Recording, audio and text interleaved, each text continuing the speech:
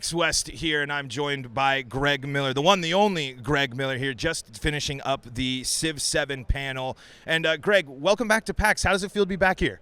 Crazy. You know, 2019 was a long time ago. A few things have happened since then. So to be back here and see how Seattle's changed, how the convention center's changed, what the size of PAX is now, it's crazy. And we already had the question of being here in a different place. But I want to ask you, not only are you here this weekend, Mike's out doing stuff. Nick just had something big. Just tell me about all these milestones that Kind of Funny is hitting right now, both on the company level and on the personal level for your gang. Sure, yeah. You know, it's crazy for a small business that started in a spare bedroom in 2015 to be where we are now, almost 10 years old. And to see, like we had this really interesting moment where Roger and Blessing were over in Japan, meeting with Kojima, getting ready to go do Astrobot stuff. Mike was out at Call of Duty Next in DC, running around with that. Then Nick, has finally accomplished his dream of getting an audition at Punchline Comedy in San Francisco so he could hopefully be a regular there. Like, even beyond the professional stuff, Kevin's about to have his first child. Like, it's interesting to see us all grow up and the company really grow up, but us continue to have these incredible opportunities, you know, that I could have never, ever thought about having in 2015.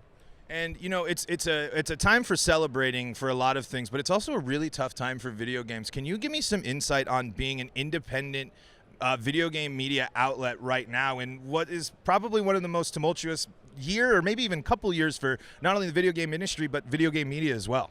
Yeah, I think every day I thank our lucky stars we're independent and that we aren't owned by a corporate conglomerate, right? Because, as you've seen across the board, layoffs at our favorite sites, the sites our friends getting laid off. You see complete closures like Game Informer, right?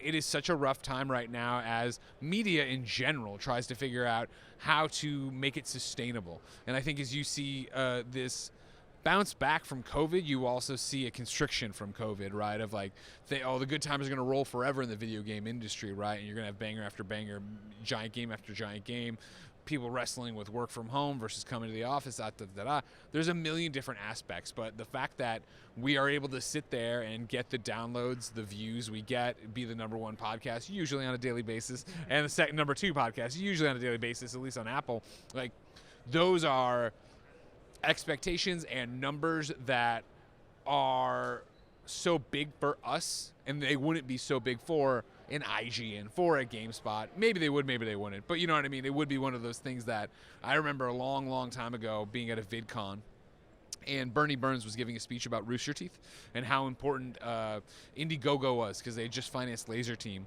And he put up the slide from Indiegogo, and I forget, at this time, I think it had either 5,000 or 25,000 people who would give money to it. And he was like, you have to understand that if we put up a video at Rooster Teeth and it got this many views, we would take it down because we thought something was wrong. And like, you look at Kind of Funny, and it's like, you know, a decade later, we're still here. Rooster Teeth isn't, because Rooster Teeth went a different direction and, you know, got bought, then got sold, became part of this Warner Brothers Discovery thing, to where Warner Brothers does not have the vision or the desire to be in that business, which is their prerogative, but God knows what would have happened to Kind of Funny if we were sold to whoever. Right. And how important has it been to stick with the ideas and the foundations of Kind of Funny throughout this process? I'm sure there were some big decisions that have had to be made along the way, depending on, you know, a variety of things. Just how much has it been to, or how important has it been to just kind of stick to what you guys believed in when you launched that Patreon all those years ago? Yeah, I mean, I think it's paramount. It's the reason we're successful. It's the reason we're still here. You know, I think when we launched the company, we talk a lot about, you know, ethics policy, and somebody asked us on the first stream, "What's your ethics policy?" We're like, oh, that's interesting, and it was, whatever we're gonna do for an ad or a sale or whatever, you would know. Like, you'll never be caught off guard. That story's told a lot. The one that isn't as much is that I think the fact that I've said from that day one until today, I was like, all we have to deal in and trade in is our authenticity. So if we ever sacrifice that for anything, the whole thing's over. And I do think that's why, you know, you look at these companies that get sold and do stuff, like, I don't think it would kill Kind of Funny, but if we were to go be sold, it would have to be to a partner we believe in so much and believes in us so much. Like, there's so many things where, like, if just whoever, if, you know, whatever conglomerate wanted to buy Kind of Funny and bought Kind of Funny, I think so many of our audience would be like, why? This doesn't make any sense, right? There would have to be an authentic case of why that would ever make sense, and why I'm so happy we're independent now, right? Because, it is just us. Let's switch to more of a fun stuff. Why are video games cool? Oh, man, video games are cool because I think they're most impressive and immersive entertainment medium. I play video games because I love stories and I love participating in them, right? Like, shows are great, movies are great, there's nothing, no shade thrown at them, but you are watching someone else's experience, where with video games, you get to make the choices, you get to decide, even if it is just the color of your character when you're going through something incredibly linear, or what gun you're using in a very linear game as well, right? Like, there's always going to be player input that changes what the experience is to some degree. We all have the same coloring book page, but we're all shading it differently. And I love that shade. I love finishing a game and having my interpretation of a character, a plot, or whatever, and talking to somebody else who has a completely different one. Like, that's what I love. Has your perception of video games changed now that you've done voice acting and been a part of games, as well as reintroducing video games to your son? Well, introducing, I should say, not reintroducing.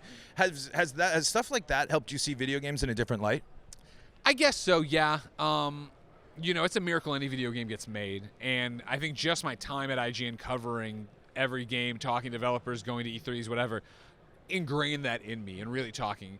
The fact that I get to go be in games and do VOs or have weird little cameos or whatever, that's icing on the cake and impressive and amazing, but it always has that feeling of like, I don't really belong here. I don't want to be in your way.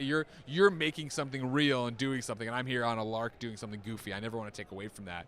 And so then now the introduction of Ben has been interesting, of it going from the theoretical to the actual so quickly, of people being like, well, when Ben plays games, are you going to start him on the SNES or the NES and then have his first game was Hot Wheels Unleashed 2 because he loved Hot Wheels, and then I was like, well, there's a game, do you want to watch? And then he wanted to play, and then he found Forza Horizon, he wants to play that, and he's at the hotel right now on my Switch, now it'll probably be his Switch, playing Monster Jam, right, because he loves monster trucks. Like, video games are so cool, and I've said it for so many years, of no matter who you are, what mood you're in, there's a game that fits that. And so to see that now from the ground up with Ben and his interest is pretty amazing. Yeah, it's got to be really cool. I'm really excited. My nephew's getting to the age where I'm hopefully going to be the cool uncle that introduces him to a bunch of video games. Greg, you've been so great with your time. I just want to wrap up with just a couple more quick things. I know it's the classic question, but for those that are already out there they got the start doing content. They're streaming, they're doing whatever. How do they take it to that next level? Is it finding people to work with? Is it doubling down and believing in yourself and just keeping with the grind? I don't know. As someone that's been doing this for a while, it's kind of nice to see you guys have such a strong team, and I'm a little jealous of that sometimes. I think the answer is just copying what we did to some degree, and what I would go back to is the authenticity. For years, my story at IGN was I was the guy who applied 13 times trying to get into IGN and only got in on that last one, only got a response on the last one. And so what I would tell people who wanted to write about video games is the same thing I would tell people who want to just make any content about video games, which is that you have to be doing it. So many people stop and go, well, I don't have the right camera, I don't have the right mic, I don't have the right, none of that. You got to get out there and take your at-bats, because your first podcast, your first streams, your first everything will be garbage, because this is a muscle. And you need to train it and flex it and understand it. Like, I think back to even my first IGN podcast of being worried about breathing in the mic, so I didn't talk at all and I didn't breathe. And it was like, you're in your head about so many different things you need to go do. If you're already doing it, I think it comes down to being authentic. Don't try to chase IGN. Don't try to chase GameSpot. I'm going to review everything because that's what they do and that's what I want to do one day. You need to find your niche. You need to go and say, I am the JRPG person, so I'm going to make a channel that's about JRPGs, a podcast that's about JRPGs. Specifically, I want to go be the PlayStation guy, this thing, the best things on the Xbox store this week. Like, I think you need an angle, because it is just such a deep sea of content creators out there right now that you need something that maybe doesn't even make you stand out, but makes people remember, oh, that's the JRPG guy. Oh, I need to get a review done, or we're doing a podcast discussion, we should get the JRPG guy in here, or gal, you understand, or person.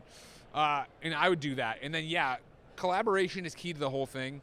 I think the biggest mistake I see people make is, I've been podcasting for a month, maybe even less, or I'm about to start a podcast.